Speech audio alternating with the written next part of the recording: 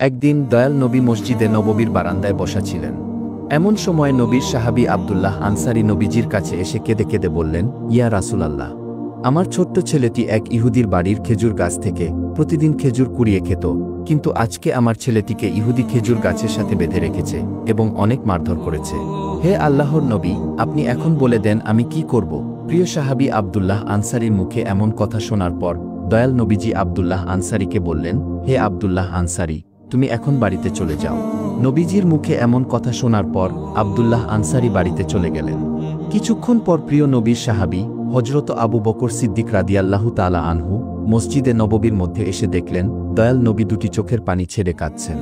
আবু বকর সিদ্দিক রাদিয়াল্লাহু তাআলা আনহু তখন নবীজিকে বলতে লাগলেন, ইয়া রাসূলাল্লাহ, আপনার চোখে পানি কেন? কে আপনার মনে কষ্ট দিয়েছে? আমি আবু বক্করকে বলুন। আমি আবু বক্কর কথা দিচ্ছি, জীবনের বিনিময় হলেও আপনার চোখের পানি মুছে দেব। নবীজি কোনো কথা বললেন না। এর কিছুক্ষণ পর হযরত ওমর রাদিয়াল্লাহু তাআলা আনহু মসজিদের বারান্দায় এসে দেখলেন প্রিয় নবী কান্না করছে। তখন হযরত ওমর রাদিয়াল্লাহু তাআলা আনহু গর্জে উঠে বললেন, ইয়া রাসূলাল্লাহ, আপনার চোখে পানি কেন? আপনি কান্না করছেন কেন? ইয়া রাসূলাল্লাহ, আমি উমরকে বলুন কে আপনার মনে কষ্ট দিয়েছে। আমি কথা দিচ্ছি তার গর্দান আমি আপনার সামনে এনে উপস্থিত করব। নবীজি তারপরও কোনো কথা বললেন না। এর কিছুক্ষণ পর হযরত আলী রাদিয়াল্লাহু তাআলা আনহু মসজিদে নববীর মধ্যে এসে দেখলেন দয়াল নবী কান্না করছেন। তখন আলী রাদিয়াল্লাহু তাআলা আনহু নবীজিকে উদ্দেশ্য করে বলতে লাগলেন, ইয়া রাসূলাল্লাহ, আপনি কেন কান্না করছেন? কেন আপনার চোখে পানি? হে আল্লাহর নবী, কে আপনার মনে কষ্ট দিয়েছে? আমি আলীকে একবার বলুন। আমি আলী এই মুহূর্তে তাকে নিশ্চিহ্ন করে দেব এবং আপনার চোখের পানি মুছে দেব। নবীজি তারপরও কোনো কথা বললেন না। এর কিছুক্ষণ পর দেখা যায় হযরত উসমান গনি রাদিয়াল্লাহু তাআলা আনহু মসজিদে নববীর মধ্যে আসলেন এবং নবীজির চোখে পানি দেখে উসমান গনি নবীজিকে বললেন, ইয়া রাসূলাল্লাহ, আপনার চোখে পানি। আমি উসমান কিছুতেই সহ্য করতে পারছি না। হে আল্লাহর নবী, আমাকে আপনি বলুন কেন আপনার চোখে পানি? আমি উসমান কথা দিচ্ছি, জীবনের বিনিময় হলেও আপনার চোখের পানি মুছে দেব। এবার নবীজি ওসমান গনির দিকে তাকিয়ে বললেন, ওসমান গনি রে, আমি এতক্ষণ তোর জন্যই অপেক্ষা করছিলাম।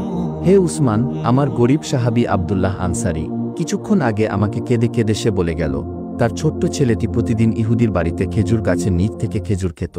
আজকেও তার ছেলেটি খেজুর গাছের নিচে গিয়েছিল পড়ে থাকা খেজুরগুলো কুড়িয়ে খাওয়ার জন্য, কিন্তু আজকে ইহুদি তার ছেলেটিকে খেজুর গাছের সাথে বেঁধে রেখেছে এবং মারধর করেছে।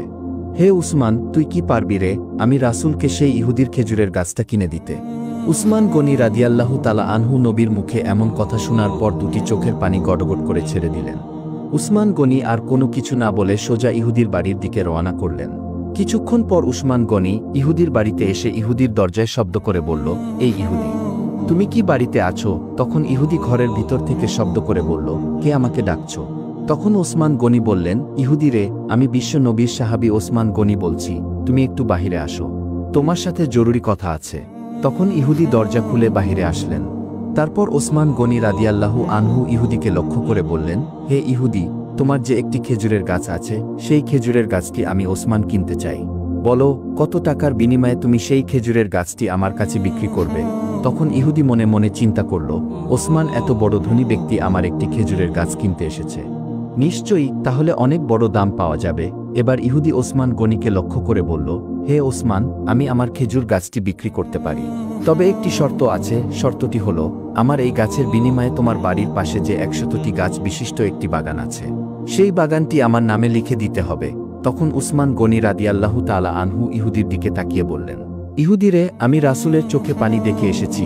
এরে ইহুদি, আজকে রাসূলের চোখের পানি মোছার জন্য যদি আমি উসমানের 100 গাছ বিশিষ্ট বাগানটি না চেয়ে আমি উসমানের তামাম জিন্দেগির সমস্ত সম্পদগুলি চাইতি, আমি আল্লাহর কসম খেয়ে বলছি, দয়াল নবীর চোখের পানি মোছার জন্য আমি উসমানের সমস্ত সম্পত্তি তোকে আজকে দিয়ে দিতাম।